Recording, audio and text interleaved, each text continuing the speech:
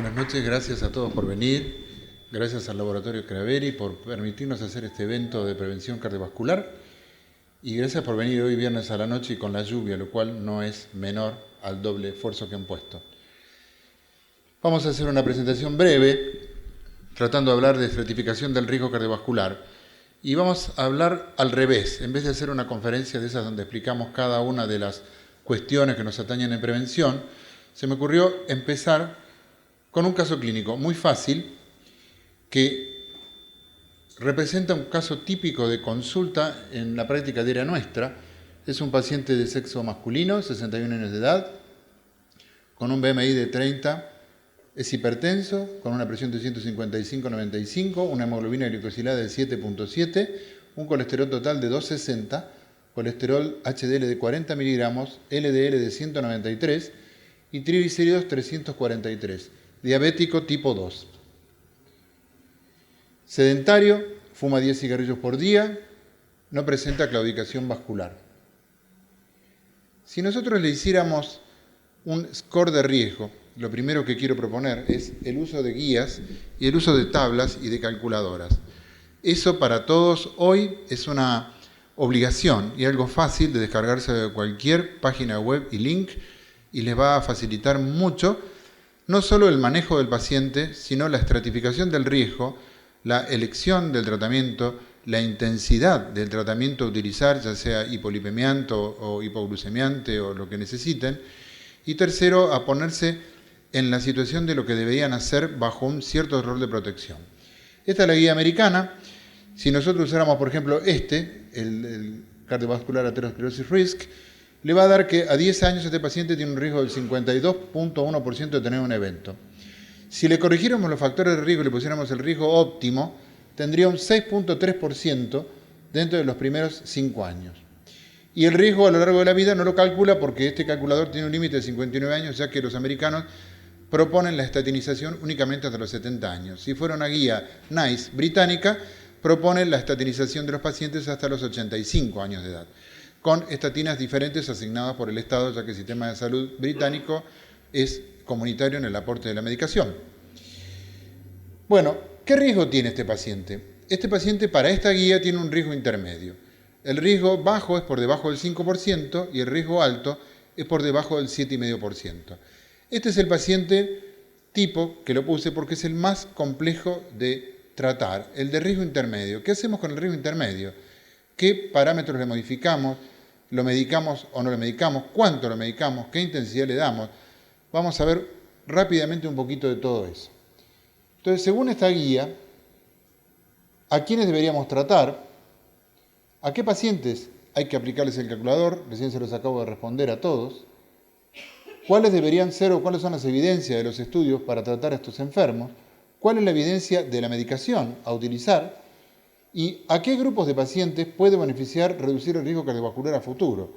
Si a este grupo intermedio le beneficia mucho, si al de bajo riesgo le beneficia mucho, el de alto riesgo no tenemos duda. Esta guía es la que se modificó en el 2014, donde se aprobó, según la guía americana, si ustedes quisieran utilizar esta, después vamos a ver la europea u otra más, utilizar ezetimibe.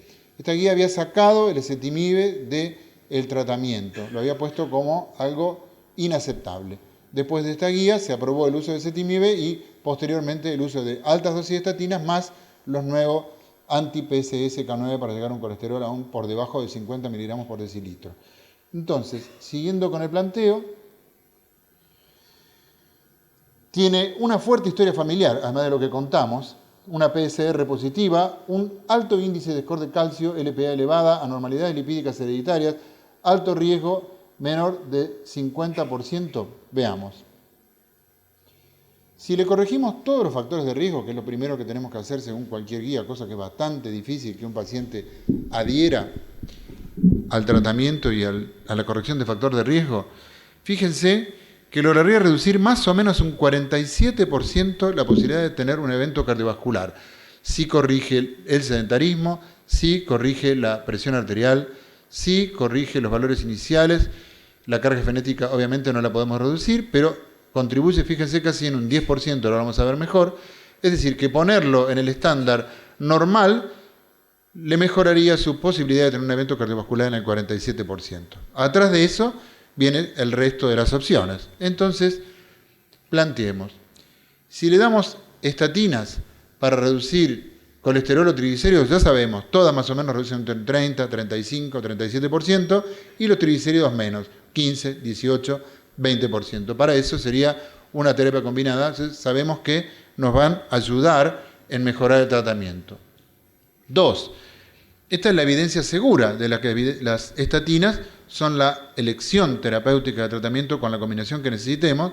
Este metaanálisis muestra claramente un beneficio para toda la patología cardiovascular, central y periférica, como vamos a hablar hoy, para la posquirúrgica, la prequirúrgica o para cualquiera de las otras.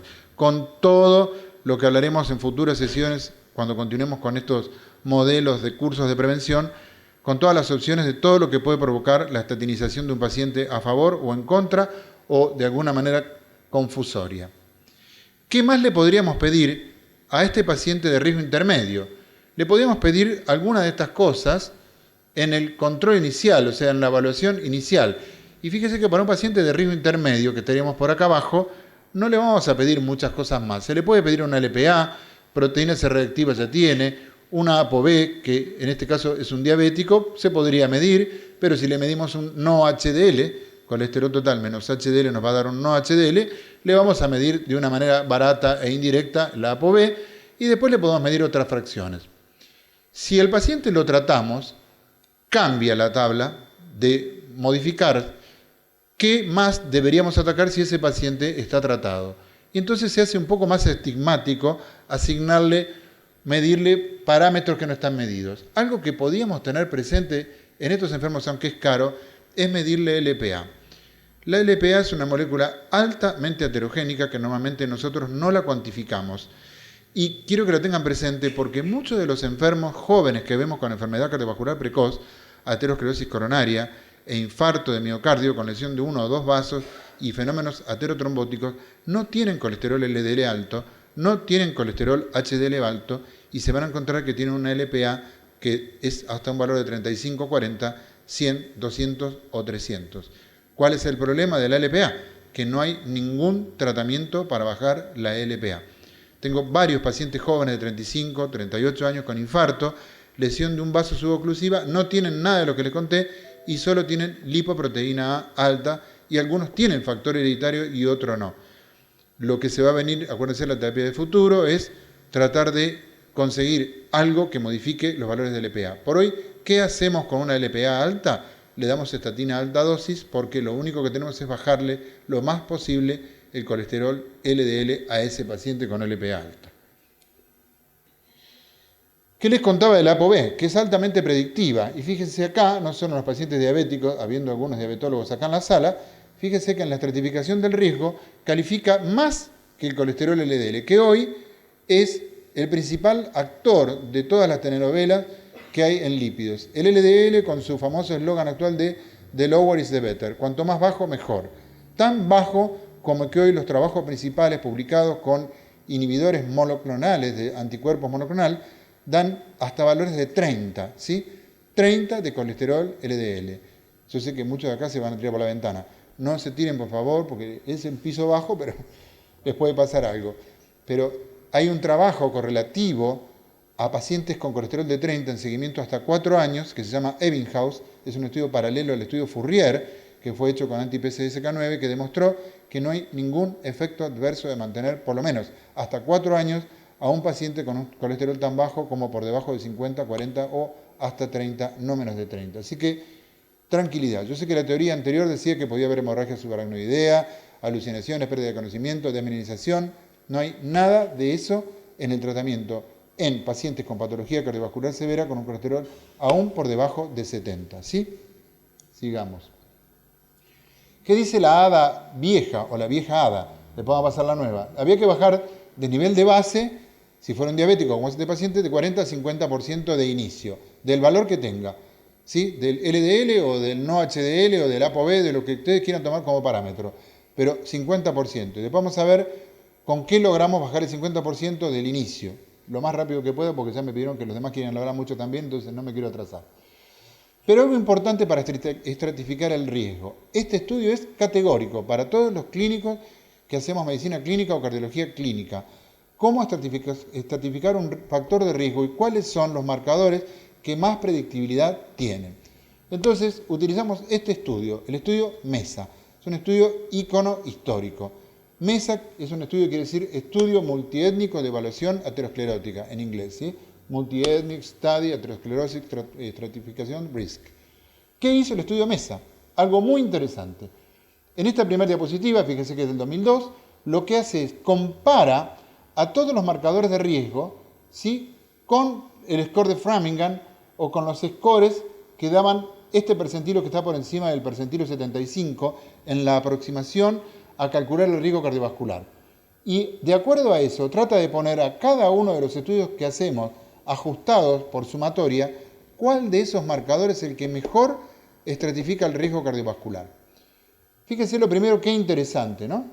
El que más estratifica es el score de calcio, que vamos a hablar un minutito, que es un método costoso pero altamente predictivo en la posibilidad de tener un evento cardiovascular. Fíjense la proteína C reactiva, 0,64. Miren la íntima media, está bastante por debajo, hoy ya casi íntima media no le damos tanto valor, lo que le damos valor es al área de placa, al tamaño, a la superficie de la placa, y algo que es fundamental, preguntarle al paciente si tiene antecedentes de historia cardiovascular, de enfermedad precoz en su familia. Miren, 6,40 la PCR, 7,84 el score de calcio que cuesta 5.000 pesos, y preguntarle eso vale 6,75. O sea, la herencia con 6,75 lo arreglamos y no lo hacemos pasar por ninguna otra cosa del tamizador para predecir si ese paciente es altamente probable que desarrolle una enfermedad cardiovascular severa. En orden de ese estudio, esta misma superposición se hizo para sacar el valor de predictibilidad que tenía el score de calcio.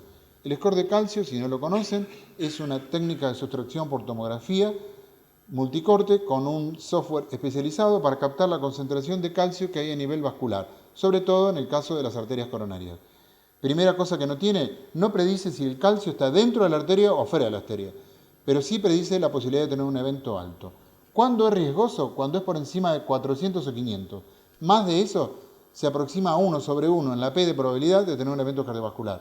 Y menos de eso baja, como ven ustedes, dramáticamente si uno tiene un score de calcio 0, teóricamente nunca tendría un evento cardiovascular. Esto fue desarrollado en el Mount Sinai por un doctor que es radiólogo, que se llama Agastron, por eso las unidades de medida se llaman Agastron. Ese radiólogo lo que hizo fue hacer estudios comparativos de arterias calcificadas, desarrollar un método bajo una curva ROC y poder superponer para saber determinar con cuánto nivel de concentración y captación de calcio había más correlativamente eventos cardiovasculares o no. Y hoy es una técnica de excelencia cuando uno tiene una duda con un paciente y no sabe si definir o no, si lo va a mandar a hacer un cateterismo para hacer las cosas seriamente como hablamos acá con los cirujanos, podría pedirle, cosa que yo trato de hacer bastante, un score de calcio para afinar la puntería. Y acá marca claramente cómo predice muchísimo, por encima de 100 o por debajo de 100, la posibilidad de tener un evento coronario. Y si ustedes lo comparan con un marcador plasmático como contra la proteína C reactiva, la proteína C reactiva no tiene nada que hacer contra un score de calcio, es decir, tiene una PCR alta, pero tiene un score de calcio alto, no duden que ese paciente tiene un alto riesgo de tener un evento cardiovascular. Sin olvidar claramente que las estatinas en dosis altas y a largo plazo provocan calcificación de las arterias coronarias. Es decir, que ahí empieza otro problema. Cuando le repiten el score de calcio después de tratarlo, probablemente el score de calcio haya aumentado. Y mi señora, ¿cómo hago? Tiene que pensar que en realidad lo beneficiaron, porque al calcificar la arteria, la estatina, logra estabilizar la placa. Es uno de los mecanismos por el cual la estatina en el infarto agudo de miocardio y posinfarto se debe indicar en dosis altas para que logre evitar la formación de ese trombo que obliteraba la arteria en forma aguda, la estabilice, la calcifique y la placa quede endotelizada. Y acá lo van a ver. Estas son las unidades Agastron que les conté hoy, que es casi 0,81 de predictibilidad como vimos hoy. Abajo se compara contra el ATP, abajo se compara con el PROCAM, que es el score europeo, alemán y este es el score europeo, que es el punteadito más bajo. Así que lo que más predice, lejos de cualquier tabla, guía o score, sigue siendo el score de calcio como predictibilidad, y acá lo tienen, siempre cercano al percentilo 75. ¿Qué es el score de calcio? Le conté. Pero si ustedes miran este flujograma, fácil, simple, hecho por la guía NICE, cosa que a mí me gusta bastante, yo sé que muchos no quieren los británicos, pero yo los admiro mucho, son unos grandes estadistas y hacen las cosas bien y reclutan muchos pacientes y las hacen seriamente y uno se puede basar. Acá hace una historia de pensamiento fácil, cuando uno tiene un paciente con angina, si el paciente tiene isquemia evocada, si no tiene isquemia evocada, pedirle el test funcional, si el test funcional da negativo, evaluarlo sintomatológicamente, y si el test funcional da positivo o negativo, pero el paciente sigue con síntomas, evaluar, hacerle un score de calcio, y si el score de calcio da positivo, hacerle una ecografía sin duda. Es un lindo password que lo tienen ahí en el handout que se van a llevar ahora.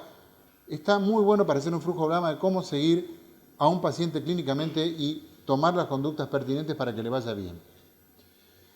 ¿Por qué las estatinas son beneficiosas en el tratamiento? Este estudio, que no es muy conocido, que es el estudio de San Francisco, demostró algo muy interesante, y me gusta porque demostró algo muy interesante también entre atorva y Rosúa. Fíjense que este estudio en pacientes tratados con atorvastatina 20 miligramos para reducir infarto, accidente cerebrovascular, muerte coronaria, cirugía y angioplástica, te sacamos trabajo a los cirujanos, nos van a matar porque hacemos mucha prevención.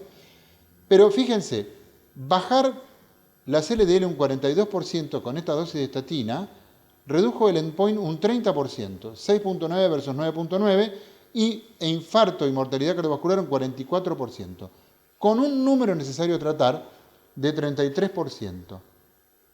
La tasa de eventos se redujo significativamente en todos los pacientes que tenían un score de calcio mayor a 400. O sea que esto demuestra que estatinizar a los pacientes y bajar el colesterol, aunque sea un 30%, no un 50%, disminuye este porcentaje, casi el 45% de la posibilidad de tener un evento cardiovascular. Estamos hablando de prevención primaria, no prevención secundaria.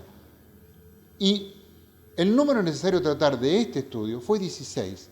En estatinas prácticamente no hay ningún estudio que necesite 16 pacientes. 99% de los estudios necesitaron entre 50 y 55 pacientes tratados para disminuir un evento cardiovascular. Inclusive, como lo puse acá, el estudio Júpiter, ¿sí?, donde pone 1.6 versus 2.8 con un número necesario a tratar mínimo de 31 pacientes.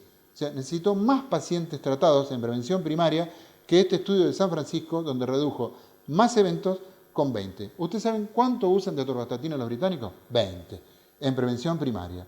Y en prevención secundaria, para que no tengan miedo a las dosis altas, 80 miligramos en todos los casos, ¿sí? En todos los casos, 80 miligramos de atorva.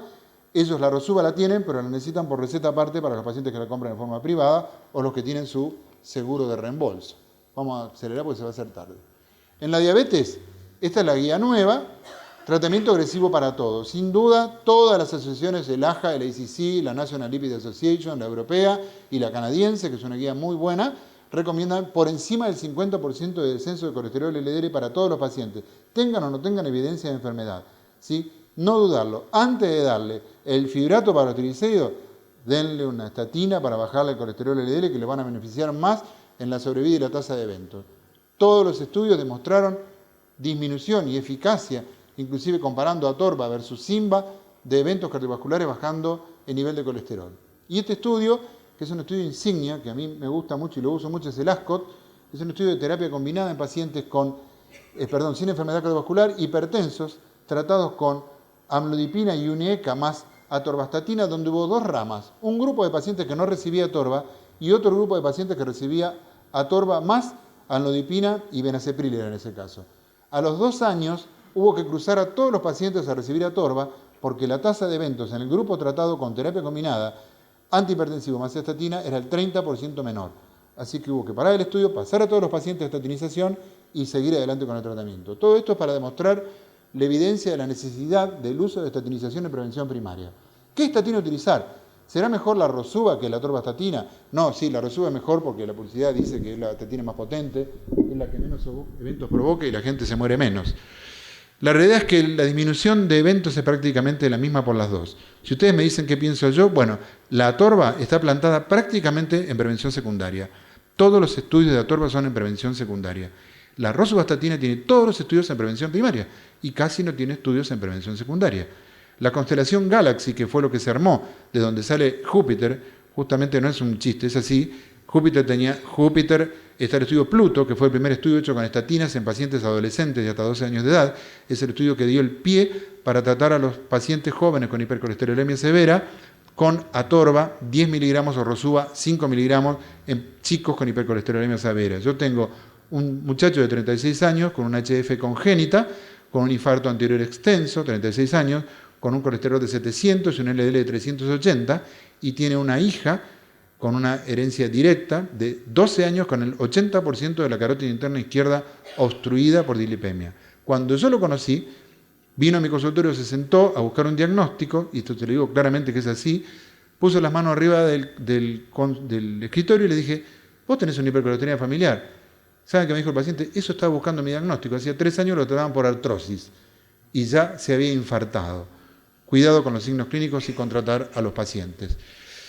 ¿Estos andan igual? Sí. Si ustedes ven esto, a ver si se acelera, la eficacia es la misma. En este estudio Saturno, que comparó cabeza a cabeza con ultrasonido intravascular, la reducción del volumen de ateroma en el tratamiento con atorva, rosuva a alta dosis fue exactamente la misma para las dos drogas. Y nosotros, con el grupo de trabajo de la sociedad, que vamos a presentar algo que vamos a publicar en la revista Nuestra Hora, hicimos un metaanálisis de regresión intravascular con estatinización de una P de 1 hasta 1.5, perdón, en reducción de placa, y está demostrado que bajar por debajo de 70 reduce entre 0.9 a 1.2 el tamaño de la placa de volumen de ateroma después de 4 a 5 años de mantener el colesterol por el nivel por debajo de ese que acabamos de hablar. Misma evidencia para las dos.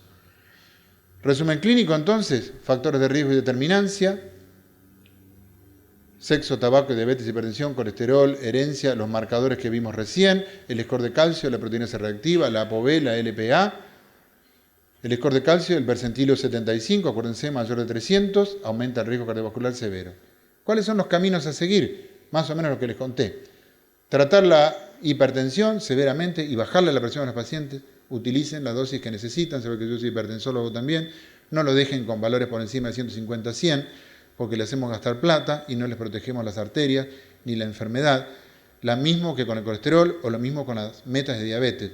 En diabetes, y está la doctora acá, no me va a dejar mentir, menos del 5% de los pacientes cumplen triple meta en el tratamiento de hemoglobina glicosilada, glucemia y control general. Con lo cual estamos lejos de alcanzar el objetivo terapéutico con todo lo que tenemos a mano. Las guías AGICC, como les conté, tratan a los pacientes intensamente. Yo no soy muy fanático de estas guías, quiero decirle que las traigo porque me parecen prácticas. Para mí son unas buenas guías de estatinización y no guías de score de riesgo. Este es el score de riesgo, ellos ponen entre 70 y 189, de acuerdo a la patología que tenga el paciente, darles estatina de mediana y alta dosis en prevención primaria, hasta bajar el colesterol por lo menos por debajo de 100. Ahora vamos a ver la guía europea lo que dice. ¿Y cómo debería yo estratificar esto? Esto es lo más interesante de esta guía, que lo deben conocer todos. ¿Cuánto baja más o menos cada estatina el colesterol para no usar el ojímetro? Si le doy 10, le doy 5, 2 veces por semana, 3 veces por semana, le doy rosuva, atorva. Utilizar la dosis justa. Si tiene un riesgo bajo, no tiene enfermedad cardiovascular y quiere utilizar una estatina suave, sin mucho compromiso, la guía dice simvastatina, que prácticamente no se usa más en nuestro país, pero bueno, la guía recomienda Sinda de 10 a 20 miligramos. Fluga, que casi está desaparecida, y Prava, que no existe más en el mercado, y pitavastatina, que no está en Argentina. Si le quieren bajar del 30 al 50%, atorva 10-20, rosuva 5-10. Y si no, rosuva 40, que tiene sus problemitas a largo plazo, es la que más miopatía provoca. Y si le quieren bajar más del 50%, no dudar, atorva 40-80, rosurva 20-40. Más o menos con esto se maneja fácilmente, de acuerdo al nivel de corte de colesterol LDL que tenga el paciente, cuánto le quieren bajar, usan esta dosis y deberían andar en eso. ¿Qué les puede pasar? Les puede pasar que el colesterol no baje lo que ustedes quieran. Supónganse que le tenían que dar 40 de atorva, por decir algo. No se animaron y le dieron 20. Entonces dicen, bueno, no, dentro de 3 meses le duplico la dosis. Le duplican la dosis, el paciente viene y el colesterol no se movió nada. No se va a mover mucho, porque hay una regla que tienen que conocer que se llama la regla del 6%. Cada vez que ustedes le dupliquen la dosis de la estatina a un paciente, van a conseguir no más allá del 6% de reducción. Es por eso que no ven reflejado en valores reales absolutos cuando le duplican la dosis de una estatina. Es decir, para bajarle el 25% tiene que dar 4 veces la dosis inicial. La pregunta es siguiente, entonces, ¿qué hago, doctor? Bueno, hagan un buen washout, sacan a la estatina, déjenlo un mes sin estatina y vuelvan a estatinizarlo con la que usaron o con la otra que les guste, pero en dosis más alta para que eso no les pase. Porque 60% del receptor se bloquea con la primera dosis. Es por eso que pasa lo de la regla del 6. ¿Qué dice la guía europea? Es bastante más contemplativa. Entonces, si el paciente no es de muy alto riesgo, lo ponen, perdón, de muy alto riesgo por debajo de 70. De riesgo intermedio, lo ponen ahí, debajo de 100. Y si el paciente es un perfil tranquilo, no de mucho riesgo, hasta 115, que es un número un poquito coqueto, diría 110, 100 y debajo de 70. Y muy, muy alto riesgo, como dicen las nuevas guías de endocrinología, que están muy buenas, hablan de menos de 50, y las guías nuestras de la Sociedad Argentina de Lípidos, nosotros pusimos menos de 50 para muy, muy alto riesgo. Es decir, paciente con infarto, paciente revascularizado, paciente panvascular, paciente diabético severo con enfermedad renal, alta dosis de estatina y por debajo del 50% de colesterol LDL. Los factores ya los vimos, todo el resto, para adelantar, y en el muy alto riesgo, con enfermedad ya vascular, claramente, algo que es muy importante que sepan, fíjense, todos los pacientes con IAM no tienen un colesterol muy alto, están alrededor de 250, 240, 54% de los pacientes estuvo alrededor de este valor y el resto tuvo menos de 100. O sea, no necesitan tener 400 de colesterol. A esto, recomendación 1A, todos altas dosis de estatina, 40, 80, de la que ustedes quieran en secundaria. Estas guías lo que lograron es esto, aumentar la cantidad de pacientes que van a tomar estatina en el mundo, porque provocan una reestratificación del riesgo. Entonces, para los pacientes diabéticos, para los pacientes con enfermedad renal o para los pacientes de riesgo intermedio, se aumentó casi, fíjense, a 15 millones más de personas en Estados Unidos que van a recibir estatinas si adhieren a esta guía y no la europea. Ya terminando, tratamiento agresivo lo hago intenso y lo repito, en todos los casos avalado por cualquier guía con colesterol bien bajo y aún por debajo de 100 en el riesgo alto. Y para ir terminando y para demostrar que todas las estatinas provocan el mismo nivel de impacto y con la misma dosis todas, si ustedes miran acá, tenemos 4 estudios insignia. Júpiter, miren esta parte derecha de la tabla, ¿sí? Y utilizan, fíjense, una dosis tipo de 10 miligramos para todo. La rama placebo tiene 12.5%, la otra tiene 50% placebo, 108%, y la reducción es de 10 para todos. Tienen segundo estudio, Ascot, que se lo nombré recién, utiliza Torva en vez de utilizar Rosuva, pero consigue prácticamente 10, 10.9, igual que este que era 10, el mismo resultado de reducción de eventos. Después tienen 2 estudios más.